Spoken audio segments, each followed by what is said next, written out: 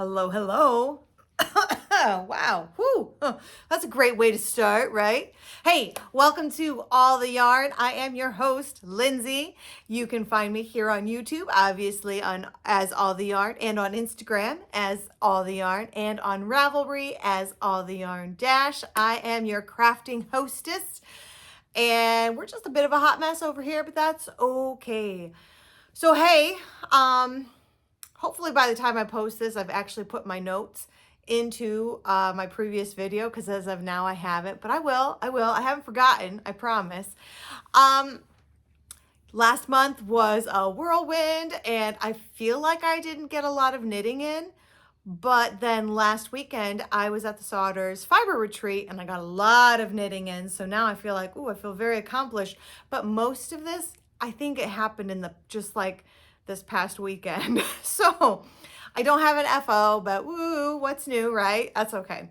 I have an almost FO, like it doesn't actually count, but it feels good because what's that? That is a stocking. It's not done, but the part that I hate the most is. So there we go. I still have to duplicate stitch on a Christmas tree and a little star, a little base. And then I give it to my mom, who blings it out with different like sequins and beading and whatnot. I'll duplicate stitch on a name, hopefully not duplicate stitch on any letters backwards, which I did the last time I made one of these. But yeah, woohoo! I did not want to do this, by the way, at all. I didn't touch it until just this past Saturday, which was a couple of days ago. And I was at that retreat and I said, okay, Saturday morning, I'm gonna work on this stocking until it's done, and I will reward myself by knitting on some sweaters. And that worked. And so, I mean, it was like an hour or two worth of work and the foot was done. So I knew I could get it done. I just had to want to get it done. So, and then I forgot completely to bring the green yarn that I need to duplicate stitch. So, oh darn, couldn't do anything more with it. Oh, it's terrible, right? Anyway, so this is an almost FO, but it is not an FO. Second of all, what? This is my, oh, and that, I didn't talk. So that pattern, it's not published anywhere. It was put on someone's blog, but that blog has since been brought down. If you want to know the pattern, you have to check out my project page, and the pattern's right there. It's what I've got, people. But it is basically an Aran weight yarn. It's, I always want to say it's Red Heart. It's not. It's Caron One-Pound. It's the Caron One-Pound, and I'd bring in my skein, but I have some major yarn management issues, so I don't want to show you what that skein looks like right now. But it's a Caron One-Pound. I have it, and I think it's like a cherry red and maybe a bright white or something. I've got Kelly green, and then there's a gold that I use that I don't remember the color, but hopefully by next month I'll have the tree on there and I can tell you guys all the different colors. But it is a free pattern in that you can freely go to my project page on Ravelry and knit it up. So it has been test knit many times by yours truly. It is at a point now that I consider it a complete pattern, because as long as I'm using that yarn and that needle and it's me knitting it, I get the same stocking every time. So there you go. That's that. Okay, so moving on to something much more fun. This is my Uncomplicated sweater. It's an Alicia Plummer pattern, and I am knitting it up in Dream in Color. I would love to tell you the color of this. I feel like it's Aqua Jet. That sounds right, but I'll get to the notes. I promise. I'll get to the notes, and it'll be in the notes below. But yeah, Uncomplicated by Alicia Plummer. It is a paid-for pattern. Last I checked, but I think this was a week or two ago from when I'm recording now, she was having a pattern sale, and then she was going to be retiring some of her patterns. So I don't even know if this is like one that's on the list or not, but you guys know this year has kind of been a bit of an Alicia Plummer year. I've knit one sweater, I think, at the end of last year, and was like, whoa, I like her patterns. So obviously I'm gonna knit a bunch of them. Okay, so that all being said, it's a V-neck. I did follow the pattern for picking up this time. The last time I did one of her V-necks, I did not, and I was glad I didn't. But that last one that I did, it was you picked it up and you just kind of bound off in an I-cord. I actually think after having done this, I might go back and pick up and do ribbing, because in that V-neck, I really, really like it. But the V-neck is a little V-neck versus a V-neck. Like, you know, and that's fine. If that's what you want, go for it. But I like to wear, I don't know, it doesn't work for me. And I don't know. I think if I knit it again, all in one color versus that one I did a color block, it just made everything a mess. So anyway, that being said, that's not this problem. So this is Uncomplicated. At some point, you're supposed to add in a pocket, which I am not planning on doing. I was a little nervous because I was like short on what the pattern called for yarn, but I also know that most designers add like wiggle room for their yarn requirement, and I'm banking on that. And I think I'm gonna be okay because the body is done. I've got a big chunk of that first sleeve done, and these skeins are like 1.5 skeins, I think. I don't think they're doubles. I think they're they're 150 grams. This is fingering weight. I got plenty. I think I'm gonna be just fine. The body used 2 of those skeins, and I think I'm gonna be fine to get one more. I think one of those skeins will easily do the sleeves. I do think I might. No, I'm not, because I'm not worried at all. At one point I was thinking, like, when I got to about this point, I would start the other sleeve and make sure I had enough yarn and then cut it off as a 3/4 if it looked like I was gonna be like, ooh, we got, you know, some major yarn chicken when there's no way we're gonna win. But y'all, I am not worried. I'm not worried. I got plenty. So it'll pretty much follow the pattern on this.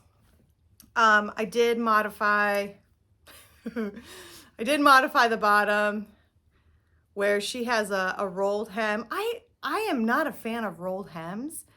And you know, you knit a couple and then you realize I don't want to do that anymore. And that's me. I have a couple of sweaters with rolled hems. I don't like them. I don't like the way they block.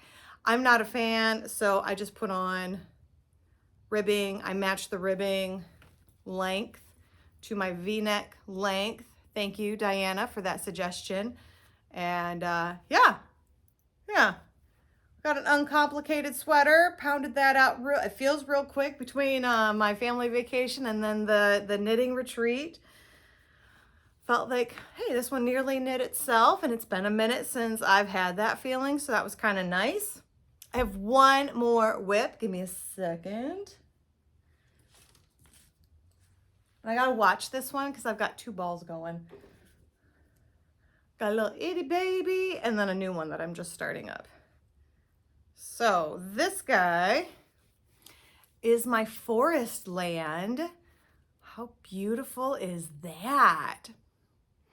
Guess who the designer is? Yes, this is a Knit Love Wool, Jennifer Steingass. The yarn is actually my Lindenwool yarn, kind of, because it's a DK base, and I don't sell a DK base. I did sell a DK, the speckles here. Oh, I don't have the extra. But the speckles, look at those. It's like a party. I sold those skeins of the speckles as a limited edition, kind of part of a kit at the Fiber Retreat at Sauder's in February. So you had to be there in order to have access to this. They did sell out. I personally happen to have some more DK base in my, like, this yarn needs to be dyed up stash. So I dyed myself this beautiful, gorgeous blue. And it looks good on camera now, but I am telling you, it glows in person. It is a beautiful blue. So this is, again, Forestland, paid for pattern, Knit Love Wool. And the yarn is something I dyed up, and it's exclusive to me. You can't get it, but that's okay. Cause you know, I'm sure there are a lot of great DK designers, so you could, you know, find something else. But I'm very excited. I got through the color work and however many inches that is. That's the side I'm doing let's do this side. This side's cleaner because it doesn't have where I'm doing the helical knitting. I am nearly done with this skein, so I am, because even though I dyed it all together in the same bin, I understand hand-dyed yarn. You want to do an every other, so as I get low on one, I introduce the other one. A couple more rounds, I'll be down to one skein. This is another sweater I'm kind of playing yarn chicken with. It's gonna be okay. I'm pretty sure. Pretty sure it's gonna be okay because I've got quite a bit done. I need to hopefully finish the bottom with the skein I have, and then I have one skein left for each sleeve. It's gonna be close, but I think it's gonna work. If not, I've got one skein for each sleeve, which means if it looks like I'm falling short on one, I'll make it a 3/4, and then I just know going into the second sleeve, it's gonna be 3/4. Playing all kinds of yarn chicken right now, guys. I don't know. Living dangerously. All right, y'all, that's it. These next couple ones probably are gonna be a little bit shorter and a bit more like, hey, here's an update. It's busy right now. It's very busy. I don't know about you guys. I feel like fall is busy. I always think summer's busy and then fall hits and it like ramps up even more. I don't know what that is. Is it just me? Is it my family? I don't know, but that's what it feels like around here. So anyway, let's see. I don't know. Updates on anything else that's going on. I'm not working my way through that knitting list at all. I don't think any of the things I'm working on were on my original list of projects that I was going to do in 2023. I should probably just chuck that list out the window because, you know, I know what I want, I guess. I don't know. Last year I was like, yeah, we're on it, da da da da. This year, but I haven't also been knitting very much, so you know, whatever. And then working out twice a week, that's not happening. It's not happening. I'd like to pretend it was, but it's not. And I'm okay with it, but I kind of feel sad too, because that is one of my happy places. So maybe I'll start back up. I don't know. It started back up and then it stopped again. So we'll see. And then going back to school, I'm in the middle of a class that I hate. So, but whatever, it's fine. That's it. I'm continuing to knit and hopefully enjoying life. I will say I had a really, if you've never been to a fiber retreat, I strongly suggest you go to one. Find one local or make it a destination trip, whatever you want to do. But I tell you what, it feeds your soul. Because where else can you walk into a room and immediately the whole room is like, oh my gosh, did you make that? That's beautiful. Oh, I love your color choices. What pattern is that? Oh my God, that's such a perfect fit. I mean, just every single time another person came in that room. Oh my God. I mean, it's nice. It's nice to have your work appreciated by people that also know how much work went into that. And when that happens to you, don't go, well, I've got a mistake. Own it. Own every design element. It's yours. You look fabulous. So that's reason number one to go to a fiber retreat is people actually appreciate that you're wearing your handmade items. Reason number two is, and not, this won't apply to everyone. So if this doesn't apply to you, that's okay. That's okay. But if you know, you know, there's no spouses and there's no children. Like, it's just you. And you just have to worry about you. And that's pretty amazing. That is pretty amazing. And then third, look, I'm just gonna keep going. I don't know how many we're gonna go, but I'm gonna keep going. There's no guilt about just sitting and crafting for days of crafting, guilt-free. Why? Because that's why I'm here.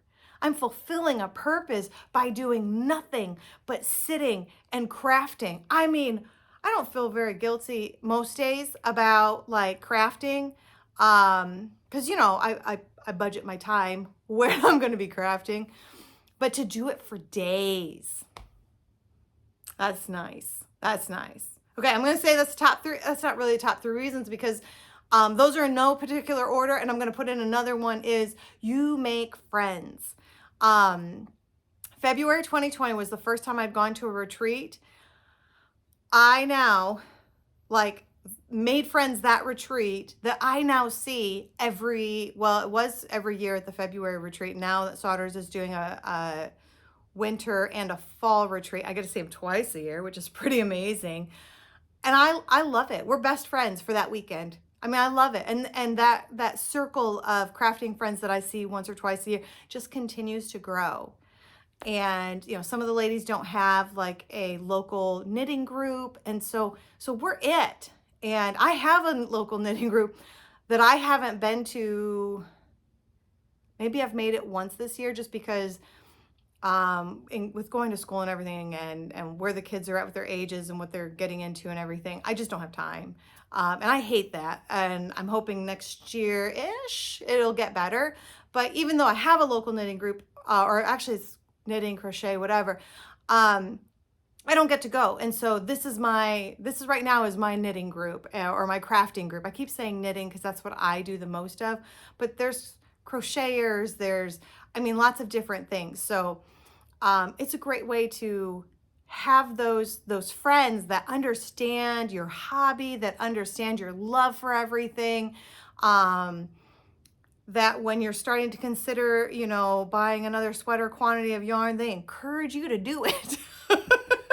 Or you're thinking about going down a new crafting rabbit hole, like spinning or weaving or felting. They're right there with you. Yes, let's do this together, I love that. I love that. And I'm going to go ahead and round this out with 5, because 5 sounds like a top 5 reasons to go to a fiber retreat rather than 4. 5 sounds good. I'm going to say that it does introduce you to new crafts, which may be a bad thing, but I like to learn. And even if it's not for me, I can appreciate the craftsmanship that goes into something. So at this last retreat, it was a lot of knitting, but there was also crochet, and there was needle felting and cross stitch and rug hooking and spinning. There may have been weaving, but if it was a smaller loom. I didn't like a pin loom kind of thing. I didn't see any bigger looms this time. But it's nice. It's nice to see another craft. Sometimes people will let you try the craft depending on what's going on.